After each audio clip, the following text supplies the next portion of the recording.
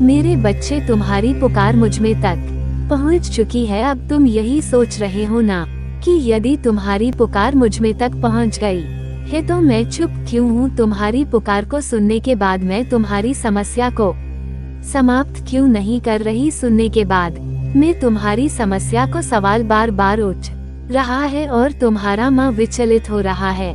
शीघ्र ही उत्तर जन के लिए, शीघ्र है जन के लिए कि मैं तुम्हारी समस्याओं की पुकार सुनने के पश्चात शीघ्र समाप्त क्यों नहीं कर रही? परंतु मेरे बच्चे, तुम इन बटन से अभी तक अनजान हो कि यदि मैं चुप हूँ तो इसका अर्थ यह नहीं कि मैं कुछ कर नहीं रही या कुछ बड़ा सोच नहीं रही, बल्कि मैंने तुम्हारे लिए बहुत कुछ सोच रखा है और बहुत ही अलग सोच रखा है।